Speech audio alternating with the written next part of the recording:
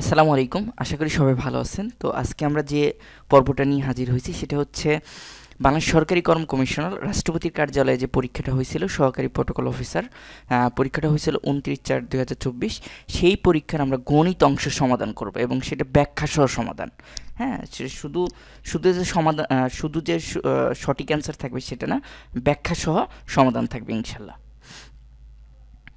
চলেন শুরু করা যাক আমাদের ম্যাথ। তো দেখেন, আমরা এক নাম্বার ম্যাথটা সলভ করে ফেলি। প্রথমে এক নাম্বার কি বলছে যে যদি p equal to one by P equal to √6+2 হয় তাহলে p এর মান কত। ঠিক আছে, বিষয়টা হচ্ছে 1/p ইকুয়াল টু দেওয়া আছে, আপনার p এর মান বের করতে হবে। তাহলে আমরা যেটা দেওয়া আছে সেটা আমরা লিখে ফেলি যে 1/p ইকুয়াল টু দেওয়া আছে হচ্ছে √6 প্লাস হচ্ছে 2। তাহলে p এর মান যদি আমরা বের করি তাহলে উল্টিয়ে দিতে হবে, তাহলে উল্টাইলে pটা উপরে চলে যাবে আর 1/6টা নিচে চলে আসবে, তাই না? 1/6 প্লাস 2। এখন দেখেন এরকম রেজাল্ট কোনোটাই নাই, তাহলে আপনাকে কি করতে হবে? এটাকে এই সরলীকরণ করতে হবে। এই সরলীকরণ করার জন্য আপনাকে যেটা করতে হবে, যে সরলীকরণ করার জন্য একটা রুলস আছে, সেই রুলসটা হচ্ছে এরকম যে এই যে নিচের যে হর থাকবে তার বিপরীতটাতে গুণ করতে হবে উভয় পক্ষকে। √6+2 আছে, তাহলে এখানে √6 - 2 দিয়ে গুণ করতে হবে। তাহলে আমরা উভয় পক্ষকে এটা গুণ করি, যে √6 - 2 দিয়ে গুণ করি, √6 - 2 দিয়ে গুণ করব, √6 - 2। আর এখানে √6 - 2 দিয়ে গুণ করলে আমরা পাবো হচ্ছে √6 তার হোল স্কোয়ার মাইনাস 2 তার হোল স্কোয়ার, কারণ a স্কোয়ার মাইনাস b স্কোয়ারের ফর্মুলা পড়বে এখানে। তো এখানে থাকে তাহলে কি √6 - 2, আর এখানে থাকতে হচ্ছে 6 মাইনাস হচ্ছে 4, তাহলে বিয়োগ করলে থাকবে হচ্ছে √6 - 2 ভাগ হচ্ছে 2। তাহলে দেখেন এটা অ্যান্সার কোথায় আছে, √6 - 2 ভাগ হচ্ছে 2, তাহলে এইটা আমাদের অ্যান্সার। ঠিক আছে, তাহলে আশা করি বুঝতে পারছেন। এখন আসেন এই যে বিখ্যাত একটা ম্যাথ, যে লগ 2√5 400 বা 400, তাহলে ইকুয়াল টু কত হবে? এখানে দেখেন লগারিদমের আপনার যে প্রপার্টি আছে, লগারিদমের একটা প্রপার্টি আছে, সেই প্রপার্টি অনুসারে এটা ম্যাথ করতে হবে। সেটা হচ্ছে লগ এ ইকুয়াল টু হচ্ছে 1, অর্থাৎ এটার বেস যদি বেস যদি কি হয়, একটা সংখ্যা হয়, সেম যদি মানও হয়, তাহলে এই দুইটা ইকুয়াল টু 1 লিখতে হবে। অর্থাৎ বেস এবং মান যদি সেম হয় তাহলে ইকুয়াল টু 1 লিখতে পারবো। ঠিক এই প্রপার্টির উপর বেস করে এই ম্যাথটা করতে হবে। এখানে দেখেন লগ 2√5 400 আছে, তাহলে 400কে কত করলে আমাদের কি হবে? 2√5। এখানে দেখেন 2√5কে যদি আমরা 4 করি, অর্থাৎ 4 বার গুণ করতে হবে, তার মানে 2⁴ আর গুণ হচ্ছে √5⁴, তাই না? তাহলে দেখেন এখানে এটা করেন যে 2কে যদি আপনি কি করেন, 2⁴ করেন, তাহলে কত পাবেন? তাহলে আমরা কত পাই? 16 পাবো, তাই না? তাহলে এখানে 16 কীভাবে 16 হলে এটা জানেন, তাহলে 16 গুণন হচ্ছে আর √5 গুণন √5 গুণন √5 গুণন √5, অর্থাৎ তাহলে দেখেন আমাদের এখানে 4টা √5 আছে, তাই না? তাহলে √5⁴ মানে হচ্ছে 4টা √5 আছে। তো আপনি যদি 4টা √5 লেখেন, তাহলে 2টা গুণ করলে হয় √5 আর 2টা গুণ করলে হবে √5, তাহলে হচ্ছে তাহলে √5 গুণ করলে 25। তাহলে আপনি এটা গুণ করেন, 25 গুণন হচ্ছে 16, তাহলে গুণ করলে কত হবে? 6 × 12 আর 5 হচ্ছে 17, 17 আর 3 হচ্ছে 20, 0 হাতের হলো 1 2।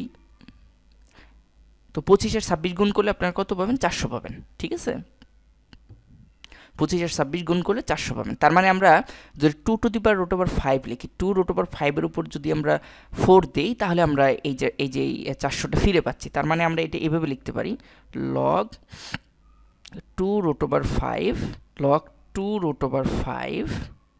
হ্যাঁ, আর 400কে 2√5⁴। তাহলে দেখেন আমরা এই 4টাকে সামনে নিয়ে আসতে পারবো, 4 তারপর লগ 2√5 ইন্টু 2√5। তাহলে 2√5 আমরা জানি লগারিদম যে ফর্মুলা, তাহলে 1 হয়, তাহলে কি থাকবে? 4 থাকবে। তার অ্যান্সার হচ্ছে ঘ নাম্বার। আশা করি বুঝতে পারছেন আপনারা। তারপর দেখেন 3 নাম্বার যে ম্যাথ, যে x plus 1/3x equal to 4 হলে 9x² প্লাস 1/x² এর মান কত? ঠিক আছে, তো এইখানে দেখেন একটু খেয়াল করেন যে এইখানে আপনার কি দেওয়া আছে, এটা যদি ভাঙেন, এটা যদি ফর্মুলায় ভাঙেন, কনভার্ট করেন, তাহলে কি হয় যে 3x তার হোল স্কোয়ার প্লাস হচ্ছে 1/x²। তাই না? তার মানে হচ্ছে যে এ স্কোয়ার মাইনাস বি স্কোয়ারের ফর্মুলা, তো এ স্কোয়ার মাইনাস বি স্কোয়ারের ফর্মুলা যদি আমরা ফেলি, যেহেতু এখানে গিভেন ভ্যালু প্লাসের দেওয়া আছে, তাহলে আমি ফর্মুলাটা প্লাসের হবে, তাহলে 3x প্লাস 1/x তার whole square minus 2 into 3x into 1/x, just ফর্মুলাটা ফেললাম। তাহলে এই এক্স এক্স চলে যাচ্ছে 3 গুণ 6, তাই না? তার মানে 3x প্লাস 1/x, এইখানে ভ্যালু দেওয়া আছে x plus 1/3x equal to 4, তার মানে এইটাকে আমি, তো এইটা আমাকে x plus 1/3x equal to 4 আছে, কিন্তু আমাদের সূত্রে 3x প্লাস 1/x এর মান দরকার, তো এটাকে আমাকে একটু ক্যালকুলেশন করে নিতে হবে।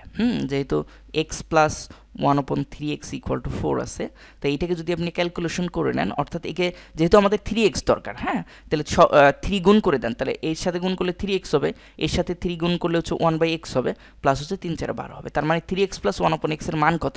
3x প্লাস 1/x এর মান হচ্ছে 12, এই যে 12 তার স্কোয়ার মাইনাস হচ্ছে 3 গুণে 6, তাহলে 12কে স্কোয়ার করলে কত পাই? 144, বিয়োগ হচ্ছে 6, বিয়োগ করলে কত পাবো? যে 8 পাবো, তাই না? 138, তাহলে আমাদের রেজাল্ট হচ্ছে 138, খ নাম্বার অ্যান্সার। ঠিক আছে, আশা করি বুঝতে পারছেন বিষয়টা। আসেন 4 নাম্বার দেখেন। 4 নাম্বার হচ্ছে বলছে যে ধারাটির প্রথম 20টি পদের যোগফল কত? এই ধারাটার প্রথম 20টি পদের যোগফল আপনি নির্ণয় করছে। আপনার ধারার আপনি সমান্তর ধারা এবং গুণোত্তর ধারা, এইটা কোন ধারা এটা আপনাকে বুঝতে হবে, এটা সমান্তর ধারা নাকি গুণোত্তর ধারা। যদি বিয়োগফল দুইটা টার্মের বিয়োগফল যদি সেম হয়, তাহলে আপনাকে বুঝতে হবে এটা সমান্তর ধারা, আর যদি তাদের ভাগফল সেম হয়, তাহলে সেটা বুঝতে হবে গুণোত্তর ধারা। দেখি এটা বিয়োগ করেন, যে 13 থেকে 7 বিয়োগ করলে কত হয়? এখানে 13 থেকে 7 বিয়োগ করলে 6 হয়, তার মানে এখানে 6 হচ্ছে। আবার 19 থেকে 13 বিয়োগ করলে 6, তার মানে প্রত্যেকটার বিয়োগফল 6 হচ্ছে, তার মানে বিষয়টা এটা সমান্তর ধারা। আর আমরা সমান্তর ধারার গুণফল জানি, এনতম পদের, আমরা সমান্তর ধারায় এনতম পদের যোগফল জানি, এনতম যোগফল যেটা সূত্র, এনতম পদের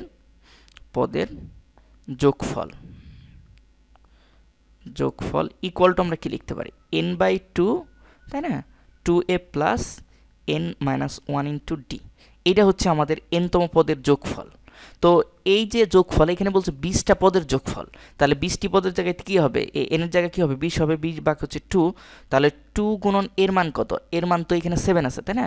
এর মান হচ্ছে 7, তার মানে 7 প্লাস হচ্ছে 20 মাইনাস 1, ডির মান কত? ডির মান প্রত্যেকটা বিয়োগফল হচ্ছে 6, তাহলে 6, তাহলে ক্যালকুলেশন করলে আমরা এখানে 10 পাবো, আর এখানে 14 প্লাস হচ্ছে কত হয়? এখানে আপনি 19 গুণন 6, আপনি এটা ক্যালকুলেশন করলে আপনার রেজাল্ট বের হবে। তো আপনি ক্যালকুলেশন করেন, ইকুয়াল টু 10, আর এখানে 14, 19কে 6 দ্বারা গুণ করলে কত পাবেন আপনি? 19কে 6 দ্বারা গুণ করেন, তাহলে 6 নং 54, 4 হাতের হলো 5, 6 পাশে হচ্ছে 11, তাহলে কত পাচ্ছেন? 114, তাহলে 114 আর 114, 14 14 28, তার মানে 128, তাহলে 10 গুণন 128, তাহলে তার সাথে যদি 10 গুণন করে দেন, তাহলে কত হবে? 1280, তার মানে 1280, এখানে 1280 হচ্ছে ঘ নাম্বার। তার মানে বিষয়টা অ্যান্সারটা পেয়ে গেলেন, ঘ নাম্বার অ্যান্সারটা। ঠিক আছে, আশা করি বুঝতে পারছেন। আমরা যে 4টা ম্যাথ করলাম খুবই সহজ, তো প্রত্যেকটার ব্যাখ্যা সহ আমি সলভ করে দিলাম। দেখেন, এইটা হচ্ছে ফাংশনের ম্যাথ, 5 নাম্বার যেটা, যে F of x equal two 4x, F of x equal two দেওয়া আছে, দেখেন F of x equal two দেওয়া আছে হচ্ছে 4x মাইনাস 7 ভাগ হচ্ছে 2x মাইনাস 4। তো এইটাকে আপনাকে কি করতে হবে, যে এফ অফ মাইনাস 2 এর ভ্যালু কত, অর্থাৎ এফ অফ মাইনাস হাফ, তাহলে দেখেন আমি এক্সের জায়গায় কাকে বসাইছি? এফ অফ মাইনাস হাফ বসাইছি, তাহলে আপনি প্রত্যেকটা এক্সের জায়গায় ওই সংখ্যাটাই বসাইতে হবে। যেহেতু এখানে এক্স থাকলে সবার, এই যে দেখেন এক্সের জায়গায় এক্স আছে, আর যখন এখানে কি থাকবে? কোনো সংখ্যা থাকবে, ওই এক্সের জায়গায় ওই সংখ্যাগুলো বসবে। যেহেতু মাইনাস হাফ আছে, মাইনাস হাফ বসান, তাহলে মাইনাস হাফ বসালাম, এখানেও মাইনাস হাফ বসান, তাহলে মাইনাস হাফ বসাইলাম। ঠিক আছে, তাহলে -7 আর -4, তাহলে ইকুয়াল টু আমরা কি লিখতে পারবো? এইটা কাটাকাটি করলে আমরা পাবো হচ্ছে -2 -7, এইটা কাটাকাটি করলে হচ্ছে -1 -4, তাহলে এখানে পাচ্ছি কত? মাইনাস হচ্ছে 9, আর এখানে হচ্ছে -5, তার মানে হচ্ছে 9/5। দেখেন 9/5 আছে কিনা অ্যান্সার, এই যে 9/5 খ নম্বর অ্যান্সার। ঠিক আছে, এটা 9/5 খ নম্বর। ঠিক আছে, আশা করি বুঝতে পারছেন। তারপর আসেন 6 নম্বর। 6 নম্বরটা কীভাবে করবেন? 6 নম্বরটা দেখেন যে এটা হচ্ছে সরলীকরণ। সরলীকরণ করার ক্ষেত্রে আপনার একটা রুলস জানেন। সরলীকরণ করার যে রুলস আছে সেই রুলসগুলো আপনাদের মনে আছে কিনা জানি না, যে প্রথমে যদি আপনার এর থাকে তাহলে আপনাকে প্রথমে এর কাজ করতে হবে, তারপর আপনাকে কি করতে হবে? ভাগের কাজ করতে হবে, তারপর আপনাকে গুণের কাজ করতে হবে, তারপর যোগ বিয়োগের কাজ করতে হবে। এইটা হচ্ছে রুলস, যে সরলীকরণ করার ক্ষেত্রে রুলস, যে আপনাকে কোন কাজটা আগে করতে হবে। এখন দেখেন এই যে সংখ্যাগুলো আছে, যে এই সংখ্যাগুলো আমি একটু যদি লিখি, সেটা হচ্ছে 5/7 আর গুণন হচ্ছে 7/5, ভাগ হচ্ছে 1, বিয়োগ হচ্ছে 0.01। এখন দেখেন এইখানকার মধ্যে এই যে এই তিনটা সংখ্যা, এই তিনটা সংখ্যার মধ্যে ভাগ আছে, তার মানে ভাগের কাজটা করে নিতে হবে। তার মানে 5/7 গুণন হচ্ছে 7/5, গুণন হচ্ছে, আমরা জানি যে ভাগ করলে যখন চিহ্ন পরিবর্তন হয়ে যাবে তখন চেঞ্জ হয়ে যাবে, যেহেতু পূর্ণ সংখ্যা আছে তার মানে পূর্ণ সংখ্যার নিচে একটা হর আছে 1 হিসেবে, তাহলে এটাকে আপনি উল্টিয়ে দিলে কত হবে? 1/1 মানে 1ই, তার মানে 1ই থাকবে, তাই না? ঠিক আছে, আচ্ছা, বিয়োগ হচ্ছে 0.01। অথবা আপনি এটা দিয়ে এইভাবেও চিন্তা করতে পারেন, যে অনেকে চিন্তা হয়তো বা নাও করতে পারেন, যে 7/5কে 1 দ্বারা ভাগ করলে ওইটাই থাকবে, 7/5ই থাকবে, ঠিক আছে? অথবা আপনি যদি এই জায়গায় কনফিউজ মনে করেন, তাহলে আপনি গুণ চিহ্ন দিবেন, গুণ চিহ্ন দিয়ে উল্টিয়ে দেবেন, 1কে উল্টাইলে 1ই থাকবে, এটা আর কোনো চেঞ্জ হবে না, ঠিক আছে? তাহলে আপনি কাটাকাটি করেন, এটা চলে যায়, এটা চলে যাচ্ছে, থাকতেছে কত? 1 মাইনাস 0.01। তাহলে এটাকে বিয়োগ করেন, 0. যে এভাবে বিয়োগ করবেন, বিয়োগ ফলে এরকম হবে যে 0.01 বিয়োগ করলে কত হবে? বিয়োগ করলে আমরা পাবেন হচ্ছে 9, আর বিয়োগ করলে পাবেন হচ্ছে 9, তার মানে 0.99। তো 0.99 কোথায় আছে? এই যে ঘ নাম্বার অ্যান্সার। বুঝতে পারছেন বিষয়টা? এটাই হচ্ছে আমাদের অঙ্ক হয়ে গেলে। এখন 7 নম্বর দেখেন, এটাকে বলা হয় সূচকীয় সমীকরণ। সূচকীয় সমীকরণ সলভ করার জন্য একটা রুলস আছে, সেটা হচ্ছে যে সূচকীয় সমীকরণ সলভ করার একটা খুব ইম্পর্টেন্ট রুলস আছে। আর সূচকীয় সমীকরণ সম্পর্কে আমার আর ইউটিউব চ্যানেলে সুন্দর একটা প্লেলিস্ট আছে, আপনারা ওই প্লেলিস্টটা দেখলে সূচকীয় সমীকরণ কীভাবে সলভ করে খুব সুন্দরভাবে বুঝতে পারবেন।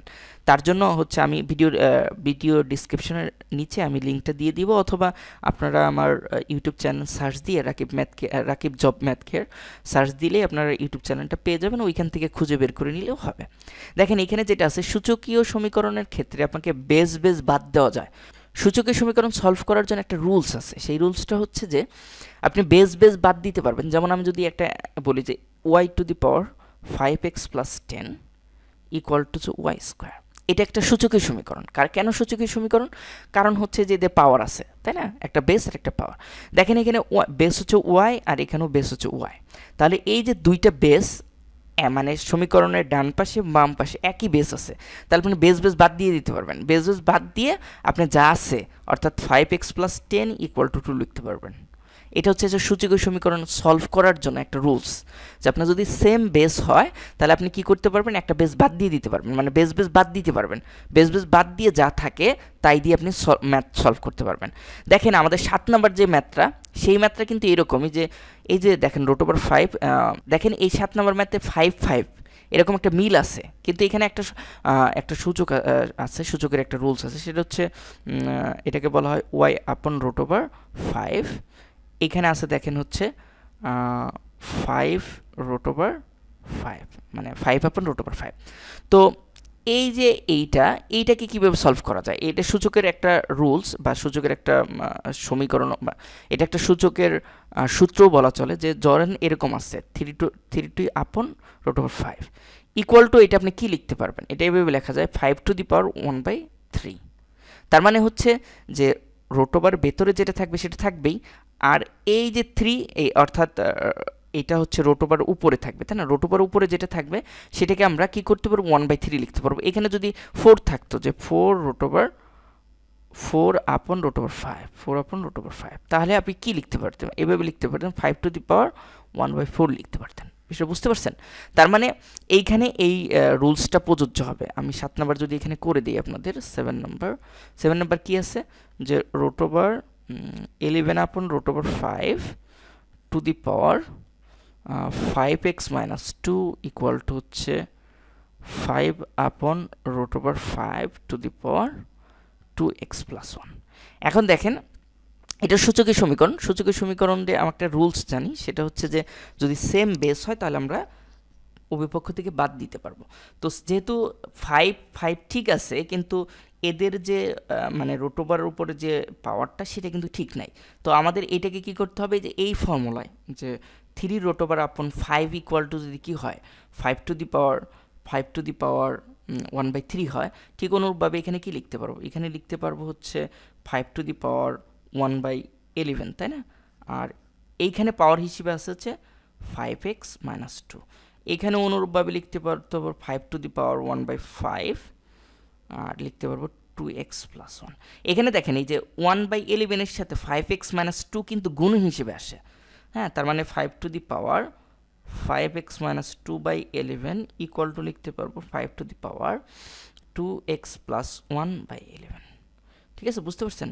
এখন দেখেন এই সবার কাছ থেকে আমরা যে বেস আছে, বেসটাকে বাদ দিতে পারবো, যেহেতু সেম বেস। তাহলে আমি লিখতে পারবো 5x - 2/11 = লিখতে পারবো 2x + 1/5।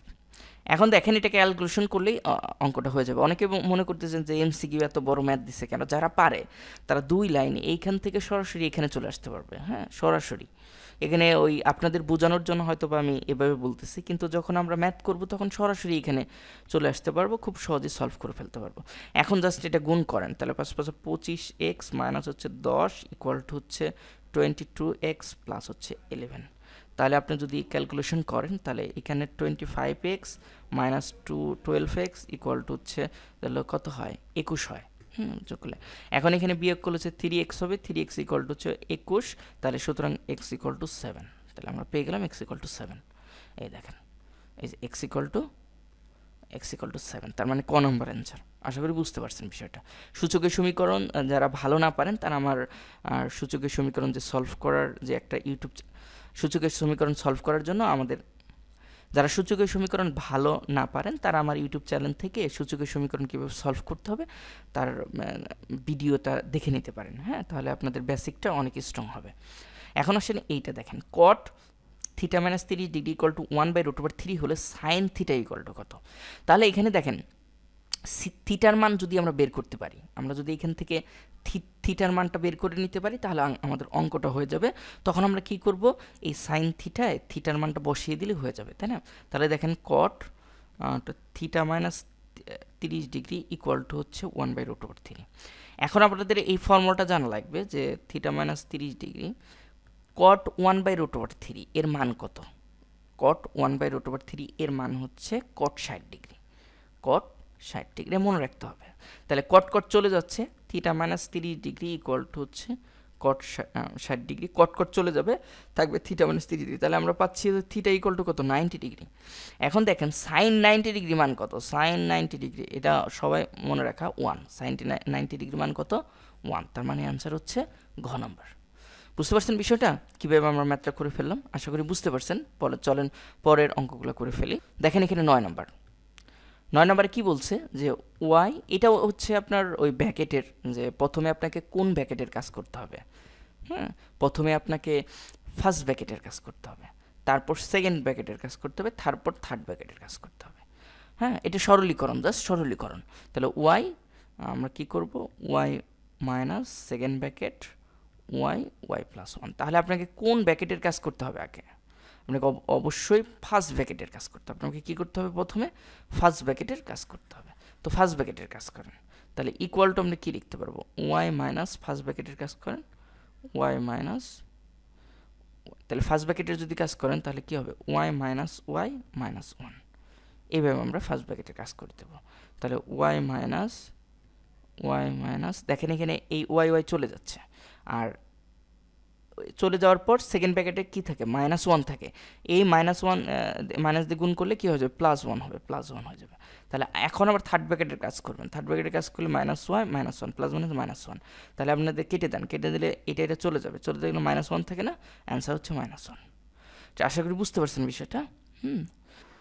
10 নম্বর দেখেন, 10 নম্বর হচ্ছে এটা মুখস্থবিদ্যা যে 1 একর কত বর্গমিটার। 1 একর হচ্ছে 4046.8 বর্গমিটার। 4046.8 বর্গমিটার মনে রাখবেন, 4046.8 বর্গ মিটার। এটা হচ্ছে 1 একর সমান 11 নম্বর দেখেন, 11 নম্বর হচ্ছে এক্স বাই ওয়াই এর সাথে কত যোগ করলে যোগফল ওয়াই বাই এক্স হবে। তার মানে বিষয়টা এরকম যে এক্স বাই ওয়াই এর সাথে আমি ধরেন কি যোগ করলাম, পি যোগ করলাম। পি যোগ করলে কত হবে, ওয়াই বাই এক্স হবে। সমীকরণ তৈরি করলাম, তাহলে পি এ ইকুয়াল টু কী লিখতে পারবো, ওয়াই বাই এক্স মাইনাস, এটা ওই পাশে নিয়ে গেলে কী হবে, এক্স বাই ওয়াই হবে, মাইনাস হয়ে যাবে। তাহলে আমরা যদি লসাগু নিই তাহলে এক্স ওয়াই হবে। তাহলে আমরা কত পাবো, এক্স এক্স চলে গেলে ওয়াই স্কোয়ার, আর ওয়াই ওয়াই চলে গেলে এক্স স্কোয়ার। তার মানে Y square minus X square, Y square minus X square ভাগ হচ্ছে এক্স ওয়াই। তার মানে ঘ নাম্বার, হ্যাঁ, যে Y square minus X square ভাগ হচ্ছে এক্স ওয়াই। তারপর আসেন হচ্ছে 12 নম্বর আমরা করব। দেখেন 12 নম্বর কি বলছে, 12 নম্বর হচ্ছে যে সমবাহু ত্রিভুজের বাহুর দৈর্ঘ্য 4 সেন্টিমিটার হলে ত্রিভুজের লম্বের দৈর্ঘ্য কত। ঠিক আছে, সমবাহু ত্রিভুজের বাহুর দৈর্ঘ্য 4 সেন্টিমিটার হলে ত্রিভুজের লম্বের দৈর্ঘ্য কত, ত্রিভুজের লম্বের দৈর্ঘ্য কত। বিষয়টা এরকম, আমরা যদি একটা সমবাহু ত্রিভুজ আঁকাই, এই একটা সমবাহু ত্রিভুজ আঁকাই, সমান 3টা বাহু, হ্যাঁ, সমবাহু সমান 3টা বাহু। তাহলে এই সমবাহু ত্রিভুজের কি বলছে যে বাহুর দৈর্ঘ্য 4 সেন্টিমিটার। তার মানে প্রত্যেকটা দৈর্ঘ্য 4 সেন্টিমিটার, এটা 4 সেন্টিমিটার, এটা 4, এটা 4। তাহলে আমাকে লম্বের দৈর্ঘ্য বের করতে বলছে। হলে ত্রিভুজের লম্বের দৈর্ঘ্য, ত্রিভুজের লম্বের দৈর্ঘ্য মানে হচ্ছে যে উচ্চতা আমরা বলি, এটা ত্রিভুজের লম্বের দৈর্ঘ্য। ঠিক আছে, এখন দেখেন এটা 4 সেন্টিমিটার যদি হয়, যেহেতু লম্ব, এটার এই যে আমরা এই বাহুর উপর এটা হলো লম্ব, এই লম্বের দৈর্ঘ্যটা বের করতে হবে। এখন এই লম্বের দৈর্ঘ্যটা বের করার জন্য যেহেতু এটা 4 সেন্টিমিটার, তার মানে এইটা অর্ধেক, অর্ধেক হচ্ছে 2 সেন্টিমিটার, 2 সেন্টিমিটার, তার মানে এটা হলো আমাদের 2 সেন্টিমিটার, এটা হচ্ছে 2 সেন্টিমিটার। যদি এটা 2 সেন্টিমিটার হয়, মানে এখান থেকে এতটুকুর দৈর্ঘ্য, অর্থাৎ আমরা যদি এখানে এ ধরি, এটা যদি বি ধরি, আর এটা সি ধরি, আর এটা ডি, অর্থাৎ বিডি এটা হচ্ছে লম্ব। তাহলে এডির দৈর্ঘ্য কত, এডির দৈর্ঘ্য হচ্ছে 2 সেন্টিমিটার। এখন বিডির দৈর্ঘ্য বের করার জন্য পিথাগোরাসের উপপাদ্য ফেলতে হবে। পিথাগোরাসের উপপাদ্য কী জানি, অতিভুজ স্কোয়ার ইকুয়াল টু ভূমি স্কোয়ার প্লাস লম্ব স্কোয়ার, না, সেইটার ফর্মুলা আপনি করে ফেলতে পারবেন। তার মানে হচ্ছে যে আপনার বিডি বের করার জন্য কি করতে হবে, বিডি তার হোল স্কোয়ার ইকুয়াল টু হচ্ছে A B whole square minus হচ্ছে এডি হোল স্কোয়ার। ঠিক আছে, তাহলে এ বি হচ্ছে কত, 16 হবে, 16 মাইনাস হচ্ছে এডি কত, 2 2 4 হবে, 4। তাহলে আপনি বিয়োগ করলে কত পাবেন, মানে 12 পাবেন। তাহলে 12কে বর্গমূল করলে কত পাবেন, 12, তার মানে 3 গুণন হচ্ছে 4, তাহলে 2√3, 2√3 পাবেন। তাহলে 2√3, তার মানে ক নাম্বার অ্যান্সার 2√3। তো আশা করি বুঝতে পারছেন বিষয়টা। তারপর দেখেন যে একটি বৃত্তের ব্যাস 14 সেন্টিমিটার হলে এর পরিধির কত সেন্টিমিটার। আমরা জানি যে একটা বৃত্তের পরিধির সূত্র কি, বৃত্তের যদি এটা আমরা একটা বৃত্ত ধরি, এই বৃত্তের পরিধির সূত্র আমরা জানি না, 2πr পরিধির সূত্র। তা পরিধির সূত্র ব্যাস দেওয়া আছে, তাহলে ব্যাসার্ধ বের করতে গেলে 2 দিয়ে ভাগ করতে হবে, তাহলে 7 হবে ব্যাসার্ধ। তাহলে পরিধি 7 হলে তাহলে আমরা কি লিখতে পারি, এই দেখেন 2πr, তাহলে 2 লিখলাম, পাই লিখলাম, আর এর মান কত, আর এর মান 7, এই 7 বসিয়ে দিলাম। এখন দেখেন এই পায়ের মান আপনাদের মনে রাখতে হবে, এটা মনে রাখবেন সবসময়। পায়ের মান হচ্ছে 3.1416, এটা তো সবাই জানে, কিন্তু পায়ের একটা মান আছে 22/7, এই জায়গাটা ইম্পর্টেন্ট, এটা মনে রাখতে হবে, 22/7। তাহলে 2 গুণন কত হবে, 22 ভাগ হচ্ছে 7 গুণন 7, তাহলে এই 7 7 চলে 22 গুণন 44, তাহলে যে 44 সেন্টিমিটার। এই জায়গাটা ইম্পর্টেন্ট, পায়ের যে ভ্যালু 3.1416, তাছাড়াও যে 22/7 লেখা যায়, এটা কিন্তু আপনাদের মাথায় রাখতে হবে, তাহলে এই অঙ্কটা পারবেন, খুবই সহজ। এখন আসলে 14 নম্বর কি বলছে, যে 14 নম্বর হলো, 14 নম্বর দেখেন, সরল সুদে এত টাকা ব্যাংকে গচ্ছিত রাখা হলো, 5 বছর পর এত টাকা পেলে সুদের হার কত। ঠিক আছে, 5 বছর পর আপনি কত টাকা পেলেন, এত টাকা পাচ্ছেন, তাহলে সুদের হার কত সেটা আমাকে বের করবে। এত সরল সুদে, তাই না, মানে সরল সুদে এত টাকা ব্যাংকে রাখা হলো, তার মানে এটা হলো পি, তারপর পি মানে হচ্ছে আসল, তারপর হচ্ছে 5 বছর পর এত টাকা পেলে সুদের হার কত, মানে 5 বছর পর কত টাকা পাইছেন, এই যে এই সুদ সহ আসল পাইছেন, তাই না, তার মানে এটা হলো সুদ আসল। তার মানে এখান থেকে আমি সুদ বের করে নিতে পারবেন। তার মানে হচ্ছে এরকম, এটা থেকে যদি বিয়োগ করেন, বিয়োগ কত করবেন, 650, এটা বিয়োগ করেন, বিয়োগ করলে 75 থাকবে, আর বিয়োগ করলে হচ্ছে 3 পাবেন আর 1, হ্যাঁ, আর হচ্ছে তার মানে আপনি কত পাচ্ছেন, আর হচ্ছে মানে 113.75 মুনাফা পাইছেন। এটা হলো এই যেটা পাইলেন, যে আপনি কি আসল থেকে সুদ আসলটা বাদ দিয়ে দিলেন, বাদ দিলে আপনি কি মুনাফা পেলেন। এখন এই মুনাফা 5 বছরে পাইছেন। তাহলে আমরা একটা সূত্র জানি, সরল সূত্রের যে সূত্র I = NPR। তো এই ফর্মুলা ফেলেন, এইখান থেকে সুদের হার বের করবেন, আর এর মান বের করবেন। তাহলে R = কি লিখবেন, I ভাগ হচ্ছে NP। তো আয়ের মান কত, 113, মানে 113.75 ভাগ হচ্ছে এন এর মান কত, 5। বলুন পির মান কত, পি ক্যালকুলেট, পি হচ্ছে পির মান আসল হচ্ছে 650 650 তাই এটা ক্যালকুলেশন করবেন, ক্যালকুলেশন করলেই আপনার অঙ্ক হয়ে যাবে। এখন ক্যালকুলেশন করাটা যেহেতু দশমিকের ক্যালকুলেশন করাটা আপনাদের কাছে অনেকই কঠিন মনে হতে পারে, তাহলে আমি টেকনিক দেখাচ্ছি। এই দশমিকটা উঠিয়ে দেন। হ্যাঁ, দশমিকটা উঠানোর জন্য নিচে কি করতে হবে, যেহেতু উপরে দশমিক আছে, নিচে আপনাকে এই দশমিকের জন্য একটা 1 দিতে হবে, যে দশমিকের উঠানোর জন্য 1 দিতে হবে। তাহলে দশমিকের জন্য 1 দিলাম। আর কয়টা ঘর আছে দশমিক, 1 2টা শূন্য দেবেন। এখন কাটাকাটি করেন মন ইচ্ছা মতো। হ্যাঁ, কাটাকাটি করলে হওয়ার সম্ভাবনাটা অনেক বেশি। তারপর 5 দিয়ে কাটেন, এটা 5 ওকে 5, এটা 5 দিয়ে কাটেন। 5 দিয়ে কাটলে কত হবে, 5 দুগুণে 10, 5 দুগুণে 10, 5 7 35, 8 35, 2 5 5 25। এটা হলো, এটা 5 দিয়ে কাটলাম। আবার এটাকে 5 দিয়ে কাটেন, এটা 5 দিয়ে কাটলে 5 ওকে 5, 3 5 15 0, এইটাকে 5 দিয়ে যায়। তাহলে 5 4 20, 5 5 25, 20 25 হয়, আর হলো 5 5 25। ঠিক আছে, এখন দেখেন এটাকে কত দিয়ে যায়, এটাকে কিন্তু আবার 5 দিয়ে যায়, এটাকে 5 দিয়ে কাটা যায়। তাহলে 5 দুগুণে 10, 5 6 30, 26। এইটাকে 5 দিয়ে কাটা যায়, তো অবশ্যই 5 দিয়ে কাটা। 5 নং 45, আর হচ্ছে 5 ওকে 5, জাস্ট কাটাকাটি। হ্যাঁ, আপনারা চাইলে সরাসরি ব্যাক করে দিতে পারবেন, কোনো সমস্যা নেই, আপনারা পারলে তো আলহামদুলিল্লাহ। তারপর দেখেন আমরা কি করতে পারবো, 13 দুগুণে 26।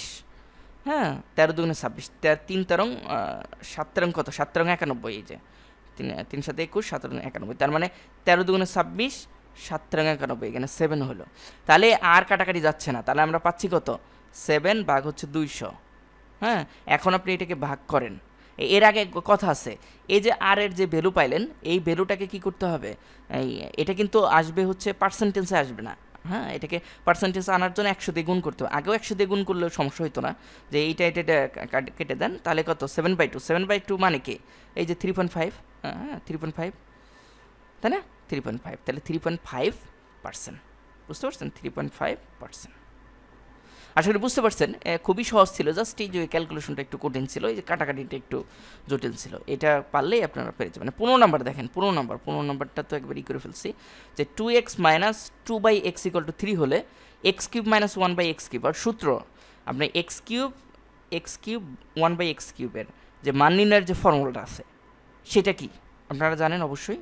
আর আপনারা যারা মান নির্ণয়ের এইগুলো না জানেন, যে সূত্রগুলো না জানেন, তাহলে আমার ইউটিউব চ্যানেলে হচ্ছে মান নির্ণয় সম্পর্কে একটা ভিডিও আছে, সেই ভিডিওটা দেখে আসেন, তাহলে দেখবেন যে খুব ভালোভাবে পেরে যাবেন। আমি ভিডিও ডিসক্রিপশনের নিচে লিঙ্কগুলো দিয়ে দিব।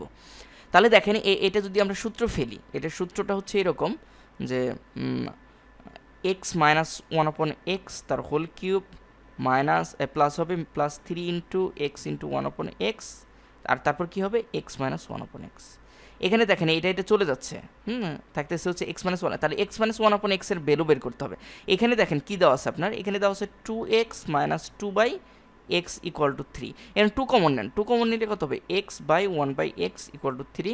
আর তাহলে এই 2টা ওইভাবে ভাগ হয়ে যাবে, তাহলে এই যে 3/2, তার মানে x এর কত আমাদের x/1/x এর ভ্যালু হচ্ছে 2/3, তাহলে 2/3 না 3/2, সরি, এখানে 3/2 হবে, এখানে 3/2 হবে, এখানে 3/2। তাহলে এটা হলো 3/2, তাহলে 3/2 তার হোল কিউব প্লাস 3 × 3/2। এইটাকে এখন ক্যালকুলেশন করেন, এটাকে ক্যালকুলেশন করলেই আপনি পেয়ে যাবেন। এটাকে ক্যালকুলেশন করেন, তাহলে খুবই সুন্দরভাবে পেয়ে যাবেন। তো এটাকে ক্যালকুলেশন করলে কত হবে, 3কে কিউব করলে কত হয় 27, 2কে কিউব করলে কত হয় 8, প্লাস 3 থেকে 9/2, তাহলে লসাগু যদি নেই তাহলে কত হবে 8, 8 যদি হয়, এখানে থাকে হচ্ছে 4 দুগুণে 8, তাহলে 4 থাকবে, 27, আর এখানে হচ্ছে 4 নং 36। তাহলে আপনি যদি যোগ বিয়োগ করেন কত পাবেন, যোগ বিয়োগ করলে 8 হবে, আর এখানে আপনি পাচ্ছেন হলো 7 আর 8 কত হয় 6, আর সাথে হচ্ছে 13, 13 3 হাতের হলো কত 1 2 5 রেখে 6 63, 63/8 হবে, 63/8 হবে। তাহলে 63/8 আছে আপনার, 63/8 নাই, খালি 63 আছে, তার মানে 63/8 এইটাই অ্যান্সার। তার মানে ঘ নম্বরটা অ্যান্সার। হ্যাঁ, 63/8, যেহেতু 63/8 দেয়নি অতএব 63/8 হবে। আর বুঝতে পারছেন পুরো নাম্বার।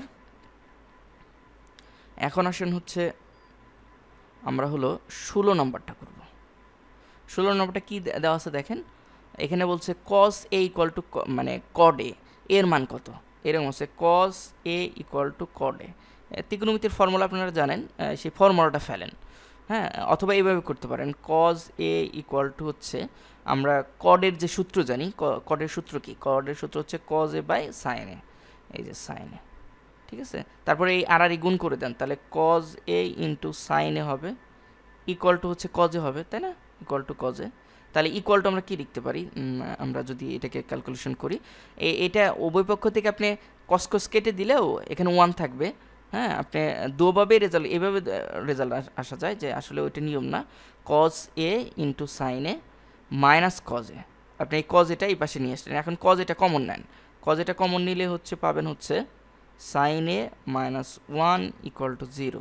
তাহলে আপনি এখানে পাচ্ছেন কত, তাহলে সুতরাং দিয়ে আপনি cos a ইকুয়াল টু 0 লিখতে পারেন, অথবা sin a ইকুয়াল টু 1 লিখতে পারেন। তাহলে cos a 0 কখন হয়, cos a 0টা কখন হয়, যখন cos 90 ডিগ্রি, cos 90 ডিগ্রি। তাহলে a ইকুয়াল টু 90 ডিগ্রি, এই ক্ষেত্রেও দেখেন a ইকুয়াল টু 90 ডিগ্রি। বুঝতে পারছেন, এভাবে করতে পারেন, অথবা যে এই পাশ থেকে cos cos কেটে দিলেন, তাহলে থাকে কত sin a equal two a, sin a equal two 1। তা sin a ইকুয়াল টু 1 কখন হয়, যখন 90 ডিগ্রি হয়, এর মান এই যে 90 ডিগ্রি। বুঝতে পারছেন বিষয়টা? আচ্ছা, কোন ভগ্নাংশটা ক্ষুদ্রতম, এন্ড ক্ষুদ্রতম কোন ভগ্নাংশ, এটা করার জন্য অনেক টেকনিক অবলম্বন করেন, তবে যে আমি যেটা করি, আমি সরাসরি ভাগ করে দিই।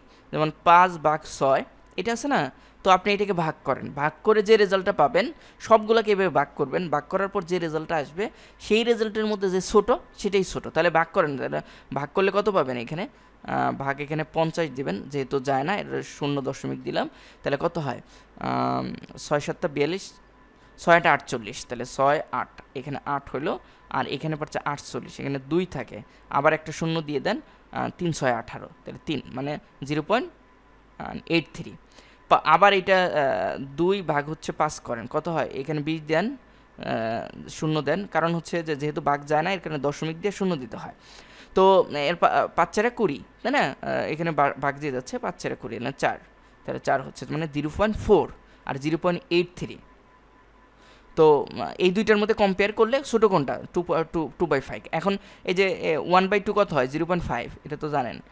আর 3/7 কত হয়, 3/7, তার মানে হচ্ছে এখানে কত হবে 30 দিবেন, আর এখানে কত হবে 0.0, এখানে 4 7 28 হয়, তাই না, 4 7 তাহলে 4 দিবেন, তাহলে 28 দিলেন, আবার এখানে কি আসবে 2 আসবে, 2 0, তাহলে 7 2 14, মানে এখানে দেখেন তাহলে ছোটো কয়ে, ছোটো হচ্ছে এই যে 2/5, কারণ এই যে 0.4 আসছে, আর এটা 0.5, এটা 0.8, এটা 0.42, তার মানে সবচেয়ে ছোটো করে 0.2, তার মানে এরপরে তার কোনো সংখ্যা আসে নাই, তাহলে এরপরে 0 হবে, তাহলে 2/5, তার মানে আমাদের রেজাল্ট হচ্ছে 2/5।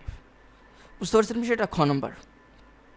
এখন আসেন, এটা অনেকভাবেই করা যায়, এগুলো সবগুলো লিখে তাদের কম্পেয়ার করে অনেকভাবেই করা যায়, আমি এইভাবেই আমার সুবিধা মনে হয়, আমি ভাগ করতে খুব তাড়াতাড়ি পারি, কোনো প্রবলেম হয় না। তো আপনারা যেভাবে বোঝেন সেভাবে করবেন, যার যেভাবে ভালো লাগে। বুকটি 18 নম্বর দেখেন, একটি আয়তক্ষেত্রে সন্নিহিত দুইটি বাহু যথাক্রমে 4 এবং 7 সেন্টিমিটার অন্তর্ভুক্ত কোণ কত হলে আয়তক্ষেত্রটি আঁকা সম্ভব। তার মানে আপনারা এটা জানেন যে আয়তক্ষেত্রের প্রত্যেকটা কোণ কত, 90 ডিগ্রি, তার মানে যা মনে হয় তাই হোক 90 ডিগ্রি হতে হবে, তার মানে এটা হচ্ছে অ্যান্সার। তারপর দেখেন 19 নম্বর, যে x² - a + b × x + ab সমীকরণটির সমাধান সেট কত, মানে x এর ভ্যালুটা কত এখানে বের করতে হবে। বুঝতে পারছেন, x এর ভ্যালুটা কত এখানে, এর সবচেয়ে সহজ বিষয় হচ্ছে যে আপনি স্যাটিসফাই করাইতে পারবেন।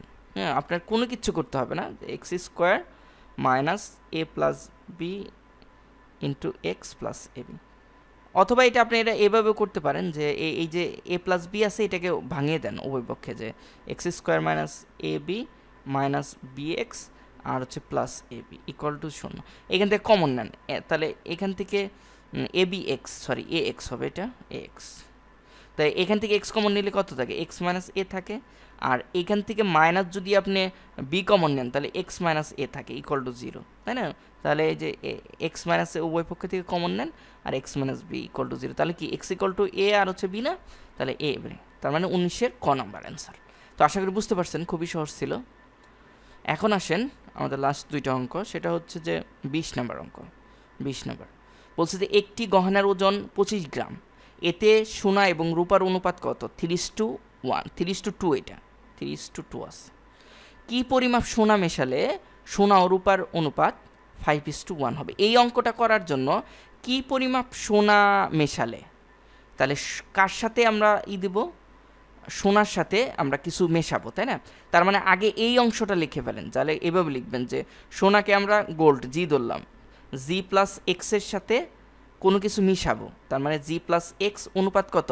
রূপা, আর রূপাকে 8 দিয়ে ধরলাম, ইকুয়াল টু কত? 5:1 না? একে 5:2 কি, 5:1 মানে 5/1, এটা ভগ্নাংশ আকারে লেখা যায়, এভাবে লিখবেন। বিষয়টা এইভাবে আগে ছিল যে সোনা প্লাস হচ্ছে এক্স, সোনার সাথে কিছু মিশাবো, ইস টু হচ্ছে কত? রূপাকে 8 দ্বারা ইকুয়াল টু কত? 5:1। এটাকে ভগ্নাংশ আকারে লিখলে এইভাবে লেখা যায়, সোনাকে আমরা জি ধরছি, G plus X by R equal to R, এটাকে লিখবেন। আচ্ছা, লিখে শেষ। এইটা লেখার পর আমরা প্রথম অংশ থেকে সোনা কতটুকু আছে আর হচ্ছে রূপা কতটুকু আছে, এই দুইটার অনুপাত বের করবেন। এখন এই বের করার নিয়ম অনেকগুলো আছে, আপনারা যেটা ভালো মনে করেন সেটাই করবেন। প্রথমে আপনি ধরে নিতে পারেন যে সোনার ওজন হচ্ছে 3x আর রূপার ওজন 2x, তাহলে 3x প্লাস 2x 25, এভাবেও করা যায়। অথবা আরেকটা রুলস আছে যে এই অনুপাত দুইটাকে যোগ করলে তারপর হচ্ছে যে অনুপাতটা বের করবেন সেই অনুপাত উপরে দিয়ে 25 সাথে গুণ করলেও হয়, মানে যেটা খুশি সেটাও করতে পারেন। অর্থাৎ দুইটা নিয়মেই আমি একটু দেখিয়ে দিচ্ছি আপনাদের, যে আপনি 25 গুণন, এই দেখেন 3 আর 2 যোগ করলে 5, তাহলে 5টা হবে হর হবে। আর যে অনুপাতটা বের করবেন, সোনার অনুপাত হচ্ছে 3 আছে না, এখানে 3 লেখেন, তাহলে এই যে 5 5 25 আর 3 5 15, তাহলে এই 3 5 15 এটা সোনার ওজন। এইভাবে একভাবে করা যায়, ঠিক আছে? এটা সোনার ওজন পাইলেন 3। আবার আপনি কি রূপার ওজন, তাহলে 25 গুণন হচ্ছে নিচে কত হবে, যোগফল কত 5, আর যেহেতু রূপার তাহলে 2 আছে 2, তাহলে এই যে 5 5 25, 5 গুণে 10, এই 10, বুঝতে পারছেন? এইটাই। অথবা আরেকটা রুলস আছে এরকম, 3 আর 2 যোগ করেন 5 হয়, 5 দিয়ে 25কে ভাগ করেন, 5 5 25, এই 5 দিয়ে 3কে গুণ করেন, তাহলে 3 5 15, এই 5 দিয়ে 2কে গুণ করেন, 5 গুণে 10। এই দেখেন সোনার পরিমাপ হচ্ছে 15 আর রূপার পরিমাপ 20, যেভাবে মন চায়, অথবা ধরেও করতে পারেন, হ্যাঁ, যেভাবে মন চায়। তাহলে আমরা কি পাইলাম, সোনা হচ্ছে 15, তাহলে 15-র সাথে আমাকে কিছু মিশাতে হবে। আর রূপা কত, রূপা হচ্ছে 10 ইকুয়াল টু হচ্ছে 5/1। তাহলে এই যে জাস্ট ক্যালকুলেশন করেন, হ্যাঁ, ক্যালকুলেশন করলে 1 দিয়ে আর গুণ করলে হচ্ছে 5 প্লাস এক্স ইকুয়াল টু কত হবে, 5 10 50। এখন আমরা ক্যালকুলেশন করেন, হ্যাঁ, জাস্ট এক্স ইকুয়াল টু কী হবে, এক্স হলো 50 বিয়োগ হচ্ছে 15, তাহলে বিয়োগ করলে কত 5 আর 1 2 আর বিয়োগ করলে আমাদের 3 পাবো, তার মানে 35 গ্রাম। তার মানে সোনার সাথে যদি আপনি 35 গ্রাম সোনা মিশান তাহলে তাদের অনুপাত 5:2 হবে। এটা অনেকে অনেকভাবে করে, আপনাদের যেভাবে খুশি ওইভাবে করবেন, কোনো সমস্যা নাই, হ্যাঁ। আচ্ছা, তাহলে 21 নম্বর দেখেন, 20 থেকে 40 পর্যন্ত সংখ্যার মধ্যে মৌলিক সংখ্যা কয়টি? হ্যাঁ, 20 থেকে 40 পর্যন্ত সংখ্যার মধ্যে মৌলিক সংখ্যা কয়টি? এখন এইটা আপনারা এভাবে মনেও রাখতে পারেন যে 20 থেকে 30-এর মধ্যে মৌলিক সংখ্যা কয়টা, হ্যাঁ, 30-এর থেকে 40-এর মধ্যে মৌলিক সংখ্যা কয়টা, এভাবে মুখস্থ করে নিলেও হবে, টোটাল যে কয়টা হয়ে যাবে। যে দেখেন 20 থেকে 30-এর মধ্যে মৌলিক সংখ্যা আছে, দেখেন 21 একটা মৌলিক সংখ্যা না, 22 মৌলিক সংখ্যা না, 23 হচ্ছে মৌলিক সংখ্যা, 23, তারপর 24 মৌলিক সংখ্যা না, 25 মৌলিক সংখ্যা না, 26 মৌলিক সংখ্যা না, 27 মৌলিক সংখ্যা না, 28 মৌলিক সংখ্যা না, 29 হচ্ছে মৌলিক সংখ্যা। তাহলে দেখেন, তাহলে 20 থেকে 30-এর মধ্যে মৌলিক সংখ্যা হচ্ছে 2টা, তা 2টা পাইলেন। এখন 30 থেকে দেন 31 একটা মৌলিক সংখ্যা, তাই না? 31 একটা মৌলিক সংখ্যা, 32 না, 33 না, 34 না, 35 না, 36 না, 37 একটা মৌলিক সংখ্যা, হ্যাঁ, 37 একটা মৌলিক সংখ্যা, 38, 39, 39 মৌলিক সংখ্যা না 40, তার মানে দুইটা 4টা, তার মানে 4টা, টোটাল 4টা আছে। আপনারা এবার মৌলিক সংখ্যা কাকে বলে এটা তো জানেন, যে সংখ্যাকে ওই সংখ্যা ছাড়া অন্য কোনো সংখ্যা দিয়ে ভাগ যায় না। যেমন আমরা 31কে কোনো এমন একটি সংখ্যা আছে যেটাকে ভাগ করতে পারবেন না। 37-এ এমন কোনো সংখ্যা আছে যে ভাগ করতে পারবেন না। ঠিক অনুরূপভাবে 23-এ এমন কোনো সংখ্যা আছে ভাগ করতে পারবেন না। 29-এর এমন কোনো সংখ্যা আছে যেটা দিয়ে ভাগ করা যায় 29-কে, যায় না। তার মানে এরা হচ্ছে মৌলিক সংখ্যা। মুখস্থ করেও রাখতে পারেন যে 1 থেকে 10-এর মধ্যে কয়টা মৌলিক, 2 থেকে 10 থেকে 20-এর মধ্যে কয়টা, এভাবে মুখস্থ করেও নিতে পারেন, অথবা আপনারা ওই মনে মনে রিভাইজ দিয়েও করতে পারেন। ঠিক আছে, তো আশা করি বুঝতে পারলেন। এই 21টা ম্যাথ ছিল আপনাদের, আশা করি বুঝতে পারছেন। তো ব্যাখ্যা সহ সম্পূর্ণ সমাধান আপনার দিয়ে দিলাম। আপনাদের ভালো লাগলে অবশ্যই আমার ইউটিউব চ্যানেলটা সাবস্ক্রাইব করবেন। নেক্সটে হয়তো বা আরও অন্য কোনো জব ম্যাথ নিয়ে হাজির হব, সেই ভিডিও দেখার আমন্ত্রণ এখানে শেষ করছি। আসসালামু আলাইকুম।